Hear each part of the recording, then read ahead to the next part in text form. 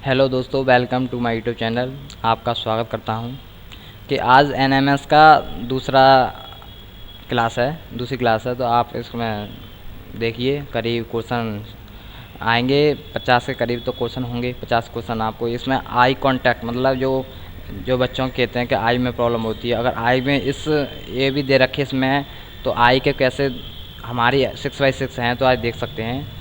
इसमें एक दे रखा है ये वाला मोटिवेशन, प्रश्न पूछना और उसका जवाब जानने की चेष्टा करना एक विद्यार्थी का खास लक्षण है। हाँ, सभी विद्यार्थियों में बोलना चाहूँगा, सभी विद्यार्थी जो भी कोई देख रहा हो, किसी के मन में अगर प्रश्न हो तो पूछ सकता है कमेंट में। और इस वीडियो को लाइक भी करेंगे हर कोई, और सब्सक्राइब भी करेंगे जो भी देख रहे हैं। अभी मैंने नया स्टार्ट किया है, सपोर्ट मी हेल्प यूट्यूबर। तो सभी बच्चे से बोलता हूँ कि हर एक जीवन में मनुष्य एक कर्तव्य होता है कि मनुष्य में पूछना, क्वेश्चन पूछते ही रहता है, ये कैसे हुआ, ये क्यों हुआ और ये क्यों हो रहा है। ठीक है, तो आप पूछ सकते हो क्वेश्चन। और क्लास 5 और लैब में आपको 5 और लैब खुल गई हैं, तो 5 और लैब में तुम करा सकते हो अपनी। और आप एनएमएस टेस्ट के लिए फॉर्म भरें कि एनएमएस के 67 दिन बाद तुम्हारा पेपर होगा। इसकी स्टार्टिंग डेट होगी 23 अगस्त और लास्ट डेट है 18 सितंबर। तो फॉर्म भरवाएं। इसके डॉक्यूमेंट होंगे कच्चा 7th क्लास की मार्कशीट, जाति प्रमाण पत्र केवल ओबीसी, एससी, एसटी के लिए, आय प्रमाण पत्र पिताजी का, मूल निवास पत्र, आधार कार्ड की फ़ोटोकॉपी, एक फ़ोटो स्टूडेंट का, केवल क्लास 8 के लिए। ठीक है, तो इसका चाहे सिस्टर हो चाहे आपका ब्रदर हो तो आप फॉर्म भरवा सकते हो। और 5 और लैब में फ्री ऑफ कॉस्ट भरा जाएगा फॉर्म, कोई रुपया नहीं लिया जाएगा। ठीक है, आपको डॉक्यूमेंट लेके आने हैं और जमा कराने हैं। किसी भी लैब में, 5 और लैब में अलीगढ़ की 5 और लैब की पहली वीडियो देख लो, और पहले वीडियो को देखने के बाद अब इस वीडियो पर काम करना है। ठीक है, तो पहली वीडियो में सब चीज़ दे रखा है मैंने, कौन कौन सी लैब है, कहाँ पर है, कैसे, सब दे रखी है। ठीक है, आप उसमें जा कर के, और फ्री ऑफ कॉस्ट पढ़ाई जाती है बच्चों के लिए, एक भी रुपया नहीं लिया जाता। निःशुल्क ऑफ पढ़ाई जो कंप्यूटर पे है वो बिल्कुल निःशुल्क है, कोई रुपया नहीं लिया जाएगा आपसे, और कोई टीचर आपसे लिया नहीं जा सकता है। ठीक है, आप कंप्यूटर, मैथ और साइंस पढ़ा सकते हो। क्लास 6 से लेकर के क्लास 12 तक आप मैथ मजबूत बना सकते हो अपना, और क्लास 6 से लेकर के 8 तक साइंस आ गई है पोजीशन, तो साइंस में आप अच्छा खासा अपना वो देख सकते हो। एक क्या होता है, कंप्यूटर लैब हमारे यहाँ फ्री ऑफ कॉस्ट खोली गई हैं बच्चों के लिए। एक तो ये फ़ायदा है कि जो बच्चे आगे के फ्यूचर में आएंगे, तो वो बच्चों का अगले फ्यूचर में ऑनलाइन पेपर होते हैं, ऑनलाइन टेस्ट होते हैं, ऑनलाइन सब कुछ हो चुका है। तो एक तो यह बच्चे शुरुआत में होते हैं, नए नए बच्चे होते हैं, तो वो नए स्टूडेंट होते हैं, तो उनको पता नहीं होता है कि ये कीबोर्ड में क्या करेंगे कि हमें ये चालू हो जाएगा, ये माउस में क्या करेंगे, ये माउस से घुमाने से ये हमारा ये टर्म फॉन्ट होता है, ये बिंदी है, तो ये कैसे चला सकते हैं हम। उसको भी अच्छी खासी पेट बच जाती है बच्चों से चलाते चलाते। और दूसरी बात है कि जो टाइम टेबल का होता है, बच्चा टाइम टेबल मतलब टाइम से ही क्वेश्चन को अटैम्प्ट करे, ऐसा हमारा क्वेश्चन दे रखे हैं, और इस अनुसार से क्वेश्चन होते हैं। जितने मिनट में कर पाएगा उतना उसका अच्छा परफॉर्मेंस दिखाया जाता है, और बढ़िया ये इससे आपका। ठीक है, चलो आज बढ़ते हैं पहले क्वेश्चन के लिए। हाँ, Gaurav Kumar 1 Aligarh SM inter college. मैंने एक वीडियो बना रखी थी पहले, तो उसका ये वीडियो कट गई थी, दोबारा बना रहा हूँ इसकी वीडियो। तो इसलिए क्वेश्चन अभी आधे अधूरे आधे हुए हैं, पूरे नहीं हुए। ठीक है, ये क्या है कि आई के लिए बढ़िया है, इसमें आई के लिए बढ़िया है, और ये 26 हैं। देखो, आई के लिए ये है कि अगर जिसकी 6/6 नहीं है, 6/6, तो ये आई के कॉन्टेक्ट दे रखे हैं ये वाले पॉइंट। आप इसमें देखो, बिंदी बिंदी है हर एक चीज़ में। ठीक है, थोड़ा सा ऑब्जर्व करोगे आँखों को, आई को, तो 26 की तरह अनुमान करोगे, तो 26 आपका आंसर होगा। ठीक है, आगे बढ़ेंगे। ऐसे ही हमारे करीब 20 क्वेश्चन दे रखे हैं, तो 20 क्वेश्चन करने हैं आपको। ये क्या है, 1 और ये 5 है, तो 15 हो जाएगा। ऐसे 7 4 74 हो जाएगा। 6 तो 6 इसका नहीं है, तो इसमें से इनमें से कोई नहीं लगाना है। ठीक है, 46 45 है, तो 45 लगाना है। इसका 5 आंसर है, 5 लगाना है। इसका 7 आंसर है, तो 7 लगाना है। इनका 1 6 है, तो 16 लगाना है। इसमें क्या, अब क्या देखोगे इसमें बताओ, आँखों के लिए मजबूत के लिए क्या होगा, ये कोण ऐसे बन रहा होगा, है ना। ऐसे ही बनना है ना।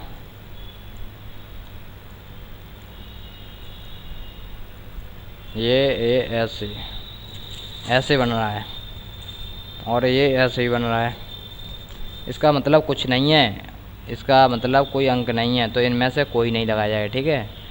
और ये बताइए 73 आएगा 73, ये आँखों के लिए बढ़िया है। ये इससे ही डॉक्टर जो लोग होते हैं एयरफोर्स आर्मी नेवी में जो स्टूडेंट जाना चाहते हैं, तो इसमें ये टेस्ट कराया जाता है आयु का, आई 6/6 हैं इस लड़के की, नहीं है स्टूडेंट की।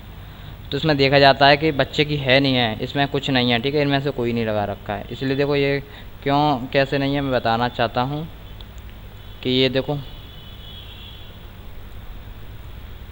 ये क्या है, कुछ नहीं है, डब्लू बल रहा है तो इससे कुछ नहीं है, ठीक है होता है, ठीक है। ये 3 है तो 3 पे लगाएंगे ऑप्शन। ये हाँ मैं बोलना चाह रहा हूँ कि एयरफोर्स आर्मी में बच्चे के लिए जो वो होती हैं तो पूरा कर सकते हो, और इससे आपकी आई कॉन्टैक्ट देखी जाती हैं। इसी प्रकार का टेस्ट होता है। जो डॉक्टर के पास जाते हो 8 होंगे तो 8 लगाया जाएगा आंसर, 29 होंगे तो 29 आंसर लगाया जाएगा। नेक्स्ट करेंगे, आगे बढ़ेंगे और इसमें नेक्स्ट बढ़ेंगे, ठीक है। हरित क्रांति शब्द का प्रयोग सर्वप्रथम किसने किया था? हरित क्रांति का डॉक्टर विलियम गेट ने किया था, ठीक है। और इसके इसके जो हरित क्रांति के जनक कौन थे? एम के स्वामीनाथन थे।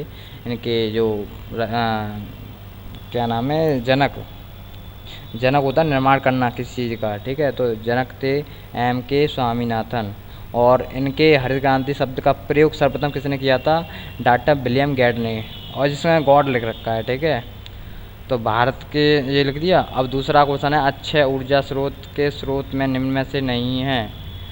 अब देखो अगर नहीं होता, ये नहीं काट देते ना, तो ये पवन ऊर्जा हो जाता, क्योंकि पवन ऊर्जा अच्छा का स्रोत है, अच्छा ऊर्जा का। अब ये पृथ्वी भूताप इसलिए लगाया जा रहा है, तो पृथ्वी से भूताप ही बहुत ऊर्जा निकलती है ना, तो कभी अच्छा ऊर्जा स्रोत नहीं हो सकता, ठीक है। जो पृथ्वी से भूताप ही है उसकी कभी भी किसी का उपयोग कर सकते हो, वैसा नहीं कर सकते। जी बायोगैस का, बायोगैस हमारे लिए गर्मी प्रकट करती है और ज़्यादा नहीं। जीवाश्म लकड़ी की ऊष्मा से जीवाश्म ईंधन होता है, लकड़ी का ईंधन, ठीक है। जीवाश्म किसी किसी मृत्यु जानवर या किसी का भी हो तो उसका वो निकलता है, उसके अंदर से निकलता है, काफ़ी सालों बाद निकलता है ये बन करके, तो ये जीवाश्म ईंधन कहलाता है। जैसे कोयला हो गया, गीली लकड़ी हो गई, तो इस प्रकार से हो गए, ठीक है। इसरो का मुख्यालय कहाँ है? बेंगलुरु में है। आपको बेंगलुरु में इसरो एक बात ध्यान रखना कि इसरो के इस बार सवाल बहुत ज़्यादा आएंगे। चंद्रयान 2, चंद्रयान 3 और चंद्रयान 1, इन तीनों के बारे में पूछा जाएगा। ये चंद्रयान 3 कौन सा था? विक्रम लैंडर। इसके बारे में पूछा जाएगा कितने इंजन थे, कितने कैमरा थे, कितने लेंसर थे जो हमारे पृथ्वी पर चंद्रमा पर गया है। तो इसका उपयोग क्या है? मतलब ये चंद्रयान 3 भेजा गया है, तो इसका उपयोग करने के लिए किन किन चीज़ों को खोजा जाएगा इससे, और किन किन चीज़ों को नहीं खोजा जाएगा, ठीक है। तो इसके पूरे बारे में याद रहना चाहिए आपको, ठीक है। आगे बढ़ेंगे। निम्न में से कौन सा सही नहीं है? किसानों का मित्र केंचुए का कहते हैं, किसान के मित्रों को केंचुए को कहते हैं, सही बात है। लेकिन अभी आगे बढ़ेंगे। रासायनिक उर्वरक कीटनाशक दवाओं के उपयोग से कृषि उत्पादन में अत्यधिक वृद्धि हुई है। लेकिन वृद्धि तो हुई है, लेकिन मिट्टी और जल भी बहुत संकट प्रदूषण आ रहा है। रासायनिक उर्वरक, ये तीसरा ऑप्शन है, रासायनिक उर्वरक एवं कीटनाशक दवाओं के अनुचित उपयोग से मृदा प्रदूषण एवं जल प्रदूषण का संकट उत्पन्न हो रहा है। ये बात सही है। भारत के प्रथम शैक्षिक उपग्रह एडुसैट को किस प्रक्षेपण यान से प्रक्षेपित किया गया है? इसका पिछली बार यहीं पर कट गया था, ठीक है। इसका है PSLV-3, ये था, ठीक है, एडुसैट का, ठीक है। इसमें आंसर पता नहीं, इसमें दे रखा नहीं है। आगे बढ़ेंगे। और भारत के प्रथम चालक रहित विमान का नाम बताइए। भारत के प्रथम चालक रहित विमान, लक्ष्यता पहले ऑप्शन, ठीक है, लक्ष्यता। और ये जो चालक चलाने वाले थे इसको कहते हैं JRD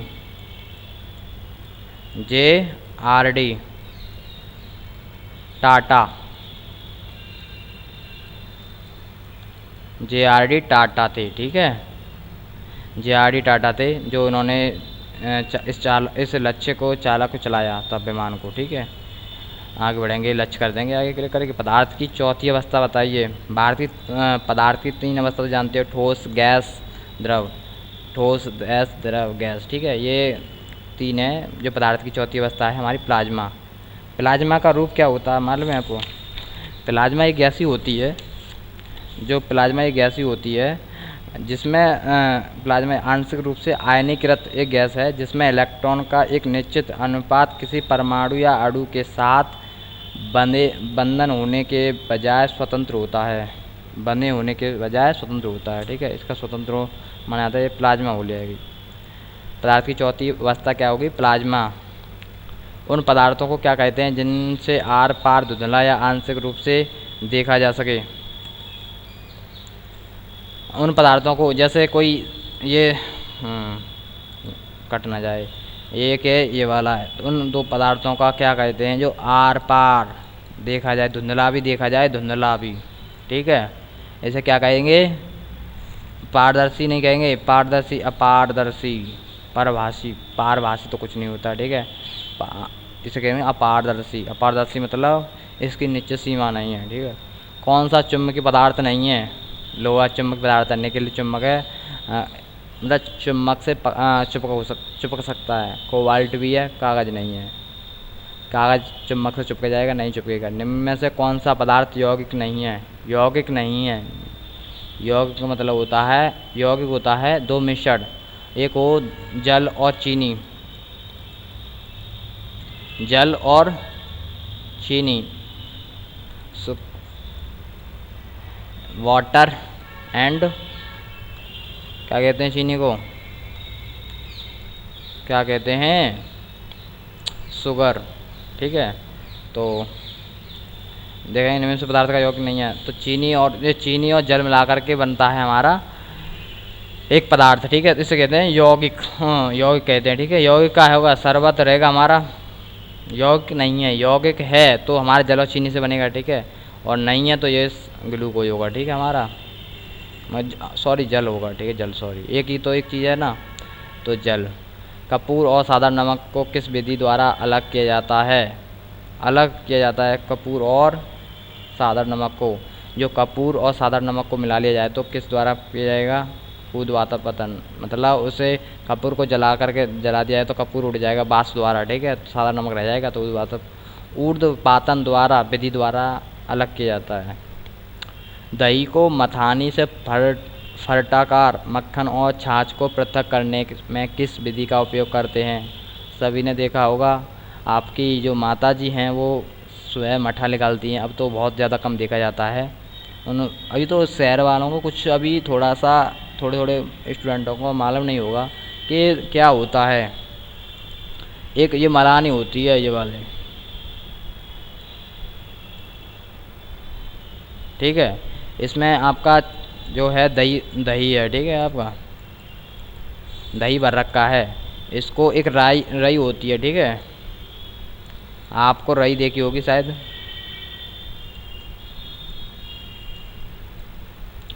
रई ऐसे होते हैं, 4 खाने होते हैं इसके ऐसे, और एक है, और ये हाथों में होती है।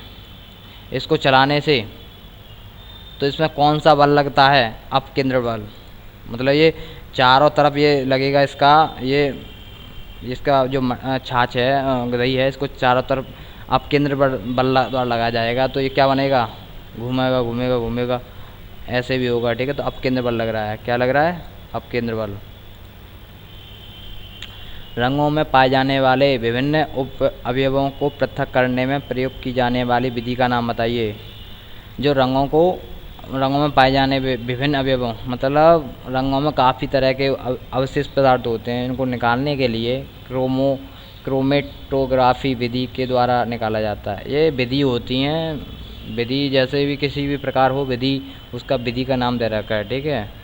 जैसे न्यूटन की थ्योरी, न्यूटन के 3 नियम, तो ऐसे उसी के प्रकार ये थ्योरी होती हैं कि ये क्रोमेटोग्राफी किस विधि द्वारा निकाला जाता है, ठीक है। रबड़ बैंड या स्प्रिंग को खींचना और खींचकर छोड़ देने पर वस्तु का पुनः वापस अपनी स्थिति में आना कौन कहलाता है? इलाक इला, इलाक प्रत्यास्थता, प्रत्यास्थता क्या होते हैं, प्रत्यावर्ती को, प्रत्यावर्ती इलास्टिसिटी कहते हैं वैसे तो, इलास्टिसिटी कहते हैं इंग्लिश में, और हिंदी में प्रत्यास्थता, प्रत्यास्थता मतलब प्रत्यावर्ती, जो अपनी व्यवस्था में दोबारा वापस आ जाए प्रत्यावर्ती कहलाती है। अब प्रत्यावर्ती, प्रत्यावर्ती, प्रत्यावर्ती अपोजिट होती है प्रत्यावर्ती धारा, प्रत्यावर्ती धारा, प्रत्यावर्ती धारा, नियम, प्रत्यावर्ती धारा, ठीक है। आगे बढ़ेंगे। निम्न में से कौन सा कथन गलत है? चीनी का जल में बना शरबत भौतिक परिवर्तन का उदाहरण है। चीनी का जल में बना शरबत मतलब चीनी को और जल को मिला देंगे तो शरबत बन जाएगा, ठीक है। शरबत को द्वारा अलग किया जा सकता है, शरबत को द्वारा किया जा सकता है अलग, चीनी को अलग निकाला जाए, पानी को अलग निकाला जाए, नहीं हो सकता ना, तो हो नहीं सकता। ग्लूकोज का जल में घुलना रासायनिक परिवर्तन है। रासायनिक मतलब ग्लूकोज जल को निकाल सकते हैं बाहर, ग्लूकोज जल को निकाला जा सकता है लेकिन उसकी विधि होती है। लोहे में जंग लगना रासायनिक परिवर्तन का उदाहरण है। रासायनिक का नहीं, ये भौतिक का भी उदाहरण, रासायनिक का है लेकिन इतना नहीं है ज़्यादा। जूते की पॉलिश को चमकाना भौतिक परिवर्तन है, जूते की को पॉलिश से चमकाना भौतिक परिवर्तन है, जी बिल्कुल। और चीनी का जल से जो बना शरबत भौतिक परिवर्तन का उदाहरण है। ये ऑप्शन मेरे को लग रहा है ग्लूकोज वाला, ठीक है। अब ये बढ़ेंगे आगे के लिए। कथन ए, मोम का पिघलना जमना रासायनिक परिवर्तन है, कथन है। कथन बी, मोमबत्ती का जलना भौतिक परिवर्तन है, मोमबत्ती का जलना भौतिक परिवर्तन है। आप मोमबत्ती को जला करके दोबारा उस मोम को इकट्ठा करेंगे और दोबारा उसे मतलब दोबारा बना सकते हो मोम को, ठीक है। मोमबत्ती को आपको क्या करना है, बाती डालनी है उसमें। मोम का पिघलना व जमाना रासायनिक परिवर्तन है। कथन बी ऑप्शन सही रहेगा, ठीक है। तो भौतिक भी है क्योंकि दोबारा उसको बना सकते हो। एक रासायनिक परिवर्तन होता है जो कभी बन गया तो फिर दोबारा बन नहीं सकता, और ये भौतिक परिवर्तन ऐसा होता है जैसे लाइट को अगर बटन को चालू करोगे तो लाइट जल जाएगी, लाइट ऑफ करोगे, बटन को ऑफ करेंगे तो लाइट बंद हो जाएगी, तो ये भौतिक अवस्था कहलाती है। और लाइट जो रासायनिक हैं वो एक बार चलेगी तो चलेगी, दोबारा आने वाली नहीं, ठीक है। अम्ल एवं क्षार की पहचान करने के लिए लिटमस पेपर किस पौधे से प्राप्त किया जाता है? लिटमस पेपर जानते हो, लाल लिटमस को हरा कर दे, हरा लिटमस को लाल कर दे, नीला कर दे, सॉरी, लाल लिटमस को नीला कर दे, नीला लिटमस को हरा कर दे और लाल कर दे, क्या कहलाता है? कौन से पेड़ से आता है? लाइकेन के पौधे से आता है, ठीक है। निम्न में से कौन जीवाश्म ईंधन या ऊर्जा के अवनीकरण स्रोत हैं? अवनीकरण स्रोत नहीं है। अब ये नहीं का चक्कर, अगर स्रोत हैं तो क्या हो जाएगा आपका, पेट्रोल हो जाएगा, मिट्टी का तेल हो जाएगा, कोयला हो जाएगा, ठीक है। क्योंकि एक बार जल गए दोबारा ये वापस नहीं जल सकते। एक पेट्रोल है, आपको पेट्रोल डाल दिया 1 किलो मोटरसाइकिल में, तो आपको ये खर्च कर दिया जाए, दोबारा आ जाएगी उसी पेट्रोल को? नहीं, वो तो दोबारा डलवानी पड़ेगी ना आपको।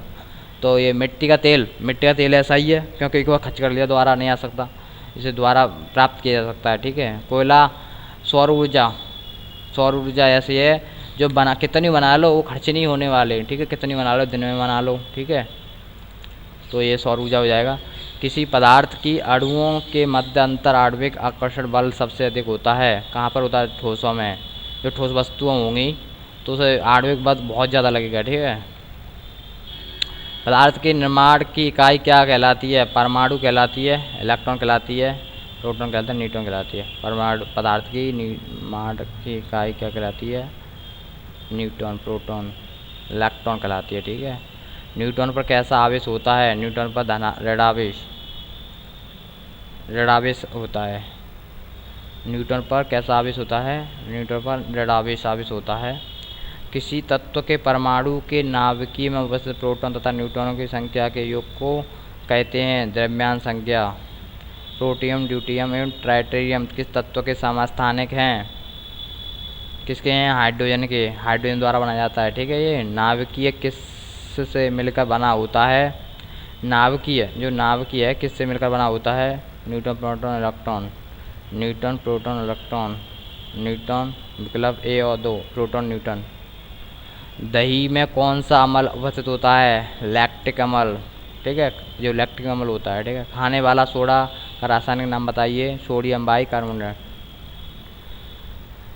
कथन ए बालू और पानी के मिश्रण से बालू को अलग करना निथान कहलाता है। कथन बी बालू और पानी के मिश्रण को से पानी को अलग करना तल छट्टीकरण कहलाता है। निथारना कहलाता है। ए ऑप्शन सही होगा, ठीक है, ए ऑप्शन सही होगा। निम्न में से कौन सा समांगी मिश्रण है? वायु। समांगी, अब समांगी आ गई। समांगी में होता है जैसे दो चीज़ों का मिश्रण होना। आपको समांगी होती है बहुत चीज़ काफ़ी जगह मात्रा होना, ऐसे चीनी और जल का मिश्रण होना। जल तो एकला है, वायु हमारी कितनी गैसें मिली हुई हैं, तो इसलिए वायु में समांगी मिश्रण काफ़ी दूर फैली हुई है, ठीक है, बड़ी हुई है। 30 का निम्न से मिलान कीजिए। ये पोस्टर डाक सेवा कब हुई थी? 2001 में स्थापना हुई थी। ये पोस्टर डाक सेवा किस में हुई थी?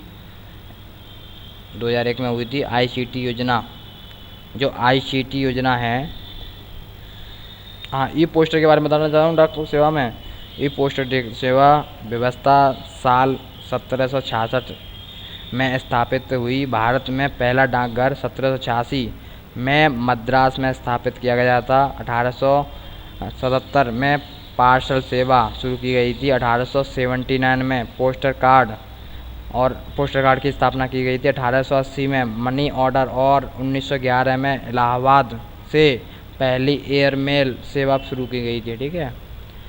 ICT योजना होती है जो ICT इनस्कॉप होती है कि पहले इसरो का भारतीय राष्ट्रीय अंतर्राष्ट्रीय अनुसंधान समिति इनस्कोपार के नाम से जाना जाता था, जो इसरो को आज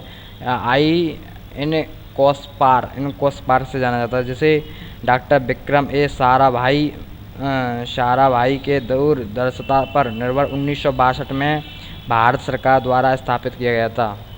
इसकी स्थापना हुई थी इसकी राष्ट्रीय ई शासन की NGP 18 मई 2006। जिनको आता है उनको ही क्लिक करेंगे। अब देखो, इस पहले का है तीसरा ऑप्शन और डी ऑप्शन का है दूसरा ऑप्शन, क्या लगेंगे? ये रहा सी ऑप्शन का है। सी ऑप्शन का आपको ये मिल जाएगा। दिखाता हूँ मैं आपको, बोल रहा हूँ, थोड़ी सी मिस्टेक मिलेगी आपको। और पहले का हमारे देखो, पहले का मिलेगा तीसरा है हमारा। डाक सेवा का 2001 में स्टार्ट किया था। डी ऑप्शन का हमारा दूसरा ऑप्शन 18 मई 2006 में स्थापना की गई थी। और बीच वाले एक आध तो मालूम रहना चाहिए, एक आध के मालूम तभी मिलान होते हैं। और इस्कोपर की स्थापना हुई थी। सी ऑप्शन का पहला ऑप्शन 1926 में की गई थी। मैंने 1962 में किया, 1926 में की गई थी इसकी। और इसकी बी ऑप्शन की चौथा, मतलब ICT योजना 2004 में स्थापना की गई थी। नेक्स्ट करेंगे, आपका जो भी रिजल्ट होगा वो आपका रिजल्ट दिखा दिया है। PSLV 1। अब देखते हैं क्या हुआ इसमें। अरे ये क्या हो, कौन सा पदार्थ पानी में घुलनशील परंतु मिट्टी के तेल में अघुलनशील है? कौन सा पदार्थ पानी में घुलनशील परंतु मिट्टी के तेल में अघुलनशील है? चीनी है, नमक है, फिटकरी। नेक्स्ट करेंगे और आगे बढ़ेंगे। नेक्स्ट करने के बाद अपने आप मालूम पड़ जाएगा। अब जिसमें डालें, क्या आपके लैब में टीचर आपकी NMS के लिए क्लास लगाते हैं? हाँ लगाते हैं तो हाँ, नहीं लगाते नहीं, कभी, ठीक है। और इसमें क्या करना है, क्या आपकी लैब में टीचर आपके द्वारा क्वेश्चन पूछने पर आपकी मदद करते हैं? हाँ या नहीं? तो हाँ है तो बताते हैं आपको। क्या आपके लैब के टीचर के द्वारा पढ़ाया हुआ समझ में आता है तो हाँ करना है, नहीं आता है तो नहीं करना है, ठीक है आपको।